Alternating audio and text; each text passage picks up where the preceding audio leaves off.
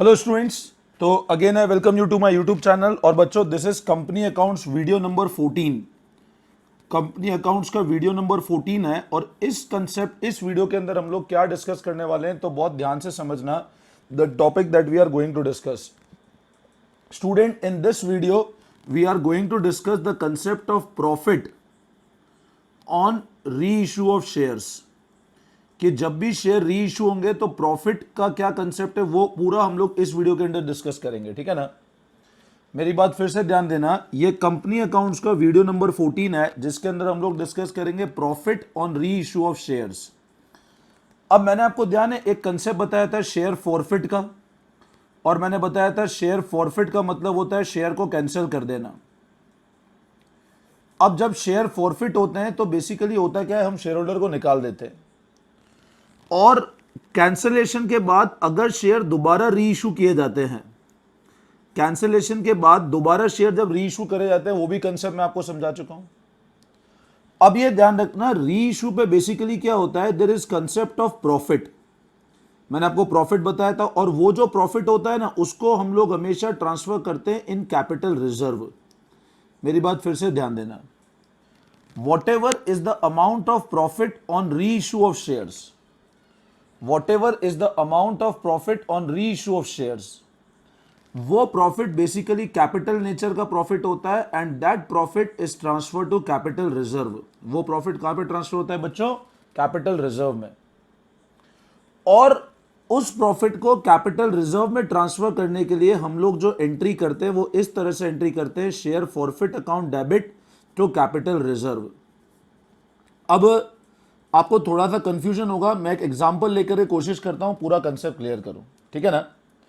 ध्यान से समझना एग्जांपल, मैं पूरा कंसेप्ट वन बाय वन अच्छे से समझाते हुए चलता हूं। ठीक है ना। मान लो बच्चों, मैं एक क्वेश्चन लेता हूं, अज्यूम करो मैं क्वेश्चन लेता हूं, A limited forfeited 200 shares of face value 10, 8 called up for non-payment of final call of ₹2। इसको 10 कॉल्ड अप कर लेते हैं ना, इसको 10 called up for non payment of final call of ₹2। ठीक है। अब इसमें पास necessary journal entry in following. ध्यान से समझना बच्चों क्या लिख रहा हूं मैं।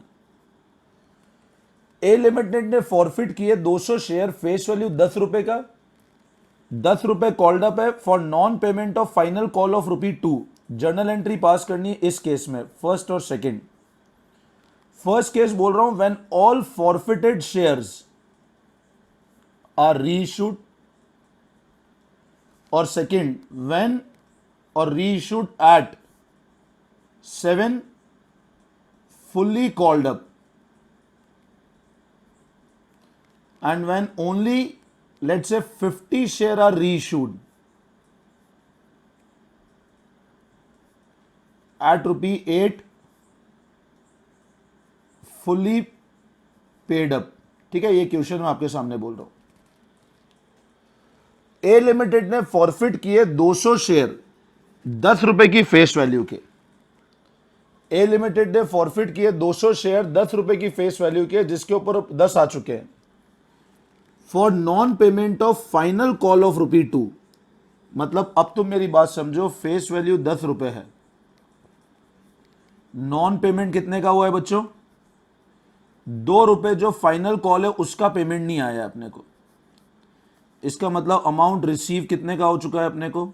मतलब 8 रुपए अमाउंट अपने को रिसीव हो चुका है। 10 रुपए की फेस वैल्यू है, 2 रुपए का पेमेंट नहीं आया, मतलब 8 रुपए का पेमेंट हमको आ चुका है। अरे सुन लो फिर से, 10 रुपए की फेस वैल्यू है, 2 रुपए नहीं आए, मतलब 8 रुपए का पेमेंट हमको आ चुका है। अब मेरे को एक बात बताओ, अगर 8 रुपीज का पेमेंट आ गया तो क्वेश्चन ये बोल रहा है एंट्री पास करो जब सारे फॉरफिटेड शेयर दोबारा री इशू किए एट ₹7 फुल्ली कॉल्ड अप, या इसको मान लो फुल्ली पेड अप लिख देता हूं, चलो थोड़ा और क्लियर हो जाएगा, फुल्ली पेड अप। अब सबसे पहले मैं एंट्री करूंगा फोरफीचर ऑफ शेयर की। तो मेरे को एक बात बताओ, फोरफीचर ऑफ शेयर की एंट्री मैंने बताई थी ना पहले, बोले सर हमको नहीं बताई थी, हम तो भूल गए थे। बच्चों पुराने वीडियो में देखा था ना, कैपिटल अकाउंट को डेबिट करेंगे टू कॉल्स इन एरियर जितना पैसा नहीं आया, और टू शेयर फॉरफिट जितना पैसा आ चुका है। 200 शेयर है, नॉन पेमेंट है, फाइनल कॉल का 2 रुपए का, तो 400। कॉल्ड अप वैल्यू है 200 इंटू 10, तो 2000, और फॉरफिट में आ जाएगा 1600, 200 इंटू 8। आई बात समझ? नॉर्मल फोरफीचर की एंट्री, कॉल्ड अप वैल्यू से कैपिटल कैंसिल किया, एरियर के अंदर अपन ने जितना पैसा ड्यू था वो ट्रांसफर किया, और फॉरफिट में अपन ने जितना पैसा नहीं आया वो हमने, जितना पैसा आ गया और जमा कर लिया वो डाल दिया हमने। अब अगला अपन ने इसको क्या किया, री इशू किया। अब फर्स्ट केस की बात कर रहा हूं, फोरफीचर की एंट्री दोनों केस में सेम रहेगी। अब क्वेश्चन बोल रहा है जब सारे फोरफिटेड शेयर री इशू किए एट ₹7 फुल्ली पेड अप। अब बताओ री इशू कितने किए, 7 रुपए पे री इशू किए, और मानेंगे फुल्ली पेड अप है।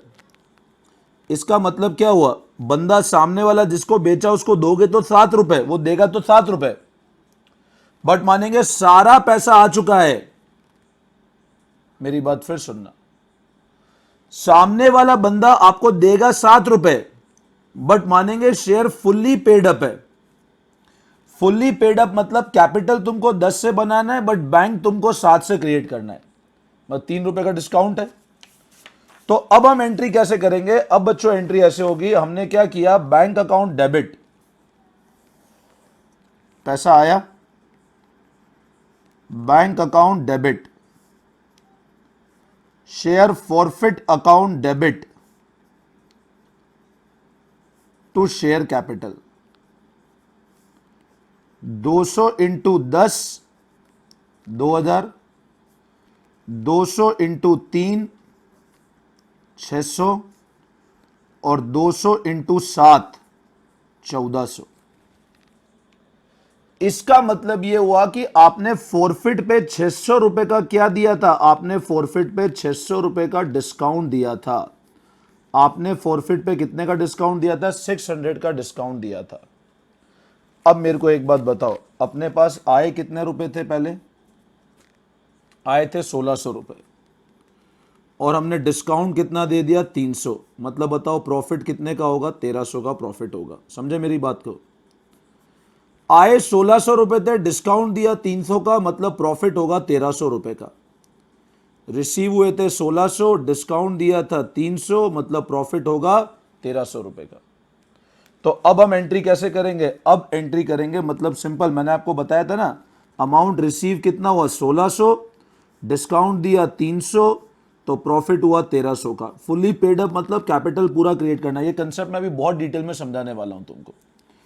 तो अगली एंट्री हो जाएगी share forfeit account debit to capital reserve, और वो कितना हो जाएगा 1300। ये आपका फाइनल आंसर है, मतलब आपसे पूछे फायदा कितना हुआ, ये आप फाइनल आंसर है 1300 का।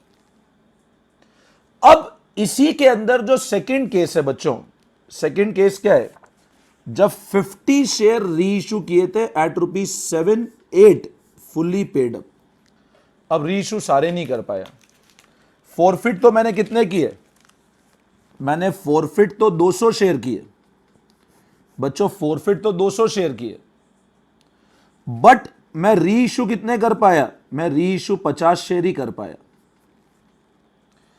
मैंने फॉरफिट 200 शेयर किए थे, बट मैं री इशू कितने शेयर कर पाया, only 50 shares I am able to री इशू।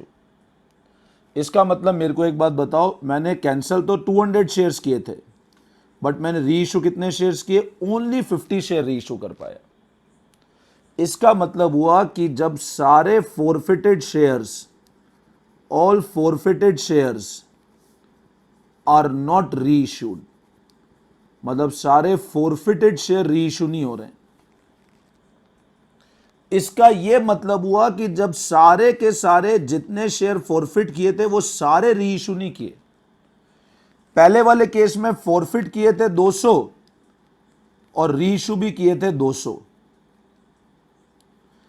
इस केस में फॉरफिट किए 200 बट री इशू किए 50। 200 शेयर फॉरफिट किए बट री इशू किए 50 शेयर्स। समझे बात को? फॉरफिट किए 200 शेयर बट री इशू किए 50 शेयर्स। अब मेरे को एक बात बताओ, जब 200 शेयर फॉरफिट किए और री इशू 50 किए तो क्या प्रॉफिट सब पे आया क्या? मतलब सिंपल सी बात है, तुम लॉजिकली समझो, फॉर्मूला तो मैं लिख दूंगा। ये 1600 रुपए जो आए थे, ये जमा पैसा था ना कि उनको निकाल दिया, और ये कितने शेयर पे आए थे? 200 शेयर पे। बच्चों ये 1600 रुपए आए थे कितने शेयर पे? 200 शेयर पे। Amount forfeited upon number forfeited. Formula कैसे बना रहा हूं मैं? जब सारे री इशू नहीं कर रहे हैं, amount forfeited upon number forfeited into reissue. तो री इशू कितने किए? 50। Amount forfeited upon total share forfeited into reissued minus discount allowed on reissue. अब मेरे को एक बात बताओ, अपन ने री इशू कितने शेयर किए? 50। एंट्री कैसे करूंगा? बैंक अकाउंट डेबिट, डिस्काउंट दिया टू शेयर कैपिटल, कितने से? 50 इंटू 10, री इशू किए 400 पे और डिस्काउंट दिया 100 रुपए का। अरे मैंने क्या किया, 10 का री इशू पे किया और डिस्काउंट दिया 8 रुपए पे बेच दिया और डिस्काउंट दिया 100 रुपए का। तो बताओ, मैंने शेयर फॉर अमाउंट फॉरफिट किया था 1600, 200 शेयर पे, तो 50 पे इतना आया था और डिस्काउंट कितना दिया? 100 रुपए का। तो ये हो जाएगा 50 इंटू 8, 400, तो प्रॉफिट होगा 300 रुपए का। तो एंट्री कैसे हो जाएगी? Share forfeit to capital reserve, और कितने रुपए से? 300। फिर चेक कर लो, 8 इंटू 50, 400 माइनस 100, 300। आई बात समझ में? ये वो केस है जिसमें सारे शेयर हमने री इशू नहीं किए हैं, क्योंकि अब बिके ही नहीं। हमने कोशिश की 200 के बेचने की, बट 200 नहीं बिके, 50 ही बिक पाए। तो जितने बिके उतने तो बेचेंगे ना। ऐसा तो नहीं उसको भी नहीं बेचूंगा, सब नहीं बेचूंगा, कम ही बेचूंगा। अरे मैंने कोशिश की थी 200 को बेचने की, बट 200 नहीं बिक पाए, बिके कितने? सिर्फ 50। तो अगर 50 बिके तो सिर्फ प्रॉफिट 50 का ही बुक करेंगे। आई बात समझ में? फिर से समझाओ सर। चलो अभी पहले नोटिंग करते हैं, फिर से समझाते हैं, ठीक है ना? पहले नोटिंग कर लेते हैं ना। क्वेश्चन और कराऊंगा अभी, बहुत निश्चिंत रहो, वीडियो के एंड तक पूरा क्लियर हो जाएगा। हेडिंग लगाओ, profit on reissue of share. Share once forfeited, share एक बार फॉरफिट हो गए। If reissued, any profit arising on reissue of दो share is transfer to capital reserve. Share एक बार फॉरफिट कर दिए, अगर री इशू किए तो कोई भी प्रॉफिट अगर आ रहा होगा री इशू ऑफ शेयर पे, तो वो कहां पे ट्रांसफर करना है? अपने को कैपिटल रिजर्व में ट्रांसफर करना है। शेयर एक बार फॉरफिट कर दिए, अगर री इशू किए तो कोई भी प्रॉफिट आ रहा होगा री इशू ऑफ शेयर पे, तो कहां ट्रांसफर करना है? कैपिटल रिजर्व पे। Capital reserve indicate the gain on forfeited share reissued of capital nature. Capital reserve क्या इंडिकेट करता है? कितना गेन हुआ और कौन से नेचर का? कैपिटल नेचर का। आई बात समझ में? अब accounting entry for booking the gain. अब गेन को बुक करने के लिए एंट्री होती है share forfeit account debit to capital reserve. अगर जो भी फायदा हो उसको बुक करने की एंट्री होगी share forfeit account debit to capital reserve. अब फॉरफीचर के केस में जो गेन होता है उसके अंदर दो सिचुएशन हो सकती है। जब सारे फॉरफिटेड शेयर हमने री इशू कर दिए, फॉरफिट किए थे 200 और री इशू भी कर दिए 200, 200 लोगों को निकाला, 200 नए लोग मिल गए। निकाला 200 लोगों को, लेकिन नए लोग 50 ही मिले। तो जब सारे फॉरफिटेड शेयर आर नॉट री इशू, तो एक तो होता है जब 200 फॉरफिट किए और री इशू भी 200 किए, और 200 फॉरफिट किए और री इशू 50 ही किए। ये दो केस हो सकते हैं, नोट कर लो फटाफट। अब क्या होता है, जब सारे फॉरफिटेड शेयर री इशू किए तो प्रॉफिट कैसे निकालते हैं? जब सारे के सारे फॉरफिटेड शेयर री इशू किए तो profit is amount receive on share forfeited, जो अमाउंट रिसीव हुआ फॉरफीचर पे, टुवर्ड्स कैपिटल, किसका? Towards capital, minus discount allowed on री इशू। री इशू पे डिस्काउंट कितना दिया उसको माइनस कर दें। फॉर्मूला हुआ amount receive on share forfeited towards capital minus discount allowed on री इशू। ये होता है प्रॉफिट जब सारे फॉरफिटेड शेयर अपन ने री इशू कर दिए। और when all forfeited share are not reissued, मैं एग्जांपल तुमको बता चुका हूं, अभी और केस बताता हूं, पूरा क्लियर हो जाएगा, है ना। जब सारे फॉरफिटेड शेयर नहीं री इशू किए तो प्रॉफिट का फॉर्मूला होगा total amount forfeited,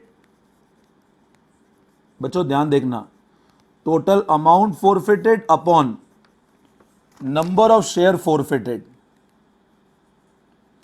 into number of share reissued minus discount on reissue. आया समझ में? 1600 थे, 200 इंटू 50 माइनस 50 का डिस्काउंट है। डिस्काउंट कैसे निकलता है? अपन जो एंट्री करते हैं ना री इशू पे, bank account debit, share forfeit account debit to share capital, ये मैं प्रीवियस वीडियो में बताया था मैंने। ये फॉरफिट जो है ना ये डिस्काउंट रिप्रेजेंट करता है। इसको काट के पहले कितना रिसीव हुआ उसमें माइनस कर दो तो ये आपका प्रॉफिट आ गया। और फाइनल प्रॉफिट को बुक करने की एंट्री मैंने अभी बताई, share forfeit to capital reserve. बताओ आया समझ में? नो, अब अपन कुछ केसेस डिस्कस करते हैं, अभी क्लियर हो जाएगा। अब बच्चों अभी जो मैंने कंसेप्ट बताया था ना उसमें मैंने आपको एक एंट्री बताई थी री इशू की, और री इशू के अंदर मैंने आपको एक बेसिक कंसेप्ट बताया था फुल्ली पेड अप है। यहां पर काफी बार बच्चों को ये कंफ्यूजन होता है, sir fully paid up, fully called up, क्या कंफ्यूजन है वो मैं क्लियर करने की कोशिश करता हूं आपको इस पॉइंट के अंदर, ठीक है ना। देखो ध्यान से समझना, पेज नंबर 8.79 है बुक के अंदर, एक बार मैं इसको रीड करता हूं। If forfeited share which were partly called up मतलब आधा अधूरा पैसा मंगवाया, आर री इशूड, साथ साथ बताता जाता हूं। मान लो शेयर 10 रुपए का था और कॉल्ड अप अभी तक अपना 8 रुपए ही है। 10 रुपए की फेस वैल्यू का शेयर था बट कॉल्ड अप कितने रुपए? सिर्फ 8 रुपए ही कॉल्ड अप है। If forfeited share which were partly called up are reissued, following point should be kept in mind at the time of reissue. Forfeited share which are partly called up are reissued. Following points should be kept in mind at the time of reissue. ठीक है, अब क्या होना चाहिए? If the question does not specify whether the reissued share are issued as fully paid up or otherwise. अब question मान लो specify नहीं कर रहा है, 10 का शेयर है, कॉल्ड अप 8 रुपए ही है। If the question does not specify whether the reissued share, जो रीइशू किए ना, are issued as fully paid up or otherwise they are presumed to have issued as partly paid up। मतलब question आपको ये नहीं बोलता है 10 का शेयर आपको इनिशियल बोल रहा है कॉल्ड अप 8 रुपए, अब मान लो आपको ऐसा बोला री इशू किया अपन ने लेट से एट ₹6, मतलब पॉकेट में तो 6 रुपए आएंगे, मतलब बैंक तो 6 से जाएगा, बट क्वेश्चन ये आता है कैपिटल कितने से क्रेडिट करें, तो वहां पर ध्यान रखना capital will be credited at 8 rupee अगर कुछ भी गिवन नहीं है तो। नहीं आया समझ में? फिर सुनो, 10 का शेयर था, कॉल्ड अप वैल्यू 8 रुपी थी बच्चों। शेयर 10 का था बट कॉल्ड अप वैल्यू कितनी थी? 8 रुपी, मतलब कैपिटल के लिए अपन ने 8 रुपए मंगवाए। आपको क्वेश्चन सिंपल बोल रहा है, अपन ने इसको फॉरफिट किया और री इशू किया ₹6, बस यहां पे एंड हो गया। तो इसका मतलब पॉकेट में 6 रुपये आए, और बात ये आती है अपन एंट्री करते हैं ना bank share forfeit to capital, तो कैपिटल कितने से बना है मैं आपको ये बता रहा हूं। तो कुछ भी नहीं गिवन है और कॉल्ड अप 8 रुपीज है तो कैपिटल वापस 8 रुपीज से ही बनेगा। ऐसा गिवन है री issued at 6 fully paid up, अगर यूं बोला है फुल्ली पेड अप तो मतलब कैपिटल पूरा 10 से बनेगा, या फुल्ली कॉल्ड अप तो कैपिटल पूरा 10 से बनेगा बट पैसा 6 रुपये ही आया। अभी समझ आ जाएगा। If question does not specify whether the reissued share are issued as fully paid up or otherwise they are presumed to have been issued as partly paid up, the paid up value will be taken as amount called up to date of forfeiture। जितना अपन ने मंगवाया वो paid up, paid up मतलब capital कितने से बनेगा।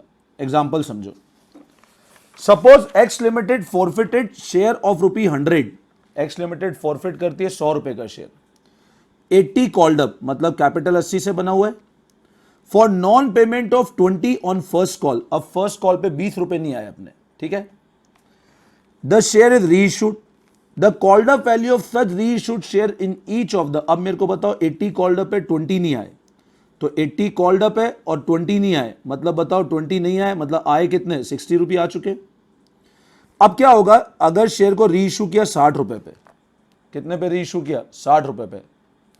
अब बताओ कुछ भी गिवन नहीं, आपको सिर्फ यह गिवन है share are reissued at ₹60, तो पैसे तो 60 रुपए आए, बट कैपिटल वापस कितना बनाएंगे, 80 रुपए का। तो कॉल्ड अप वैल्यू कितनी मानेंगे अपन, 80 रुपी। री issued at 80, called up value same 80 मानेंगे। री इशूड एट 90, तो कॉल्ड अप वैल्यू मतलब कैपिटल कितने से बनेगा। अब 90 से री इशू क्या, कैपिटल 80 और 10 रुपी क्या हो जाएगा आपका प्रीमियम, तो सिक्योरिटी प्रीमियम विल बी 10। मतलब अगर अपना मतलब बेसिकली ये कंसेप्ट ये बोल रहा है, मान लो शेयर 10 का था और अपन ने कॉल्ड अप 8 रुपए किया और अपन ने वापस री इशू किया, और री इशू पे ये नहीं बता रखा है अब कॉल्ड अप कितना है या पेड अप कितना है, तो कॉल्ड अप उतना ही मानेंगे जितना पहले था। मान लो 6 रुपए पे री इशू किया तो कैपिटल 8 रुपए से बनेगा, बैंक में 6 आएंगे। मान लो 8 रुपए पे री इशू किया तो भी बैंक में 8 आएगा, कैपिटल में भी 8 आएगा, डिस्काउंट कुछ नहीं है। मान लो 9 रुपए पे री इशू किया तो बैंक में 9 आएंगे, कैपिटल 8 पे जाएगा, 1 रुपी का प्रीमियम आएगा। तो री इशू के टाइम आप जो एंट्री करोगे ना बैंक, जैसे मान लो ये केस है, तो bank 9 to share capital 8 and to security premium 1, ये वाला केस है तो बैंक टू शेयर कैपिटल 8, और ये वाला केस है तो बैंक 6 शेयर फॉरफिट 2 तो शेयर कैपिटल 8 रुपए। तो वही बात बता रहा है। अगला बोल रहा है if called up value of share is given at the time of reissue, मान लो कॉल्ड अप वैल्यू गिवन है तो कैपिटल हमेशा कॉल्ड अप वैल्यू से बनेगा। In the above example assume that called up value in each of the following, reissued at 60 fully called up. अब reissue किया 60 पे but share fully called up है, मतलब 100 का share है, 100 रुपए आ रहे हैं, कॉल्ड अप वैल्यू 100 रुपए। री issued at 80 fully paid up, 80 है और फुल्ली पेड अप है, तो इसका मतलब भी कॉल्ड अप वैल्यू अपन कितना मानेंगे, 100। कॉल्ड अप मतलब कैपिटल कितने से बनेगा। Reissued at 100 fully called up, मतलब वापस 100, and reissued at 125 fully paid up, तो 25 रुपए प्रीमियम, कैपिटल 100 रुपए, तो called up value 100, premium 25। Called up मतलब होता है part of face value of share which is called by the company from the share holder. Paid up मतलब होता है part of capital which have been receive by the company from the share holder. आई बात समझ में।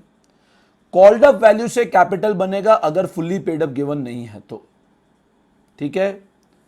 पूरा पैसा मंगवा लिया तो 100 रुपए से बनने वाला है, और आधा अधूरा मंगवाया तो जितना गिवन है उससे बनेगा, अगर कुछ भी गिवन नहीं है तो। थोड़ा कंफ्यूजन होगा, देखो मैं मान रहा हूं बट थोड़ा सा टाइम लगेगा। एक क्वेश्चन मैं दिखा देता हूं, चलो एक इलस्ट्रेशन 49 देख लेते हैं अपन एक बार, है ना, तो पूरा तुमको ढंग से क्लियर हो जाएगा। इलस्ट्रेशन नंबर 49 देख लेते हैं एक बार हम लोग नाउ। अब बच्चों एक इलस्ट्रेशन है, इलस्ट्रेशन नंबर 49 है ऑन पेज नंबर 8.79, अच्छे से देखना है इसको। Number of share forfeited 500 share अपन ने कैंसिल किए for non payment of first call of 3, मतलब पहला कॉल 3 रुपए का अपन ने पेमेंट नहीं किया। फाइनल कॉल ऑफ 2 अभी तक करा ही नहीं हमने। 500 शेयर फॉरफिट किए due to non payment of first call of 3, और फाइनल कॉल 2 रुपए का अभी तक नहीं किया अपन ने। ऑल फोरफिटेड शेयर आर री इशूड, सारे शेयर को री इशू किया। अब सबसे पहले मैं फोरफिट की एंट्री पास करता हूं, तो क्या होगी बताओ। Share capital account debit, called up value 500, 3 रुपए नॉन पेमेंट था, 2 रुपए अभी तक नहीं किया, तो अगर फेस वैल्यू 10 रुपए की है, फेस वैल्यू गिवन है 10 रुपए की, वो मैं लिखना भूल गया है ना, 2 रुपए मंगवाए नहीं, मतलब कॉल्ड अप कितना है, 8 रुपए का है, तो कैपिटल हमेशा 500 इंटू 8 कॉल्ड अप से डेबिट कर दूं तो 4000 का। टू शेयर फोरफिट कितने आ चुके हैं, 2 रुपए मंगवाए नहीं, 3 रुपए आए नहीं, तो आए कितने रुपए, सिंपल 5 रुपए, तो 500 into 5 2500, to calls in arrear 1500, जितने नहीं आए। ये तो एंट्री क्लियर है, ये सारे केस में कॉमन एंट्री चलेगी। Capital account debit 4000, to share forfeit 2500, to call in arrear, this entry will be common in all the cases. मैं सारे केसेस करा रहा हूं अभी, ये फोरफीचर की एंट्री में तो कोई डाउट नहीं है। अब आप केसेस देखो, फर्स्ट केस, आप बुक का क्वेश्चन खोल के रखना है ना, मैं क्वेश्चन लिख नहीं पा रहा हूं एक बार, ठीक है बच्चों। अब केस देखो सारे एक बार, 1 बाय 1 ध्यान से समझना केस। अब फर्स्ट केस क्या बोल रहा है देखो, if the share are reissued for ₹5, अब री इशू कितने पे किया अपन ने, ₹5 पे री इशू किया, तो बताओ पैसा आया कितना? ₹5। तो 500 इंटू 5, 500 इंटू 5 ₹2500 आया। अब यहां पर यह नहीं पता हमको कैपिटल कितना बनाना है। मैंने आपको बताया था अगर क्वेश्चन में कुछ भी गिवन नहीं है, सिर्फ आपको ये पॉइंट में क्या गिवन है, री इशूड किया ₹5 पे, 10 का शेयर है, फाइनल कॉल अभी तक आया नहीं है, फाइनल कॉल ₹2 अभी तक किया नहीं है और ये दिया नहीं है, तो नहीं दिया तो बाहर निकाल दिया। अब री इशूड फॉर 5, तो कैपिटल कितने से बनाना है? तो ध्यान रखना कैपिटल कितने से बनाएंगे, 10 माइनस 2 मतलब कितने से बनाए, ₹8 से। तो बच्चों यहां पर कैपिटल कितने से बनेगी, share forfeit account debit to share capital, तो 500 इंटू 3 1500 और 500 इंटू 8 4000। आई बात समझ में? ये डिस्काउंट हो गया। सेकेंड केस बोल रहा है री इशू किए एट ₹9, आए तो ₹9 बट 8 कॉल्ड अप है।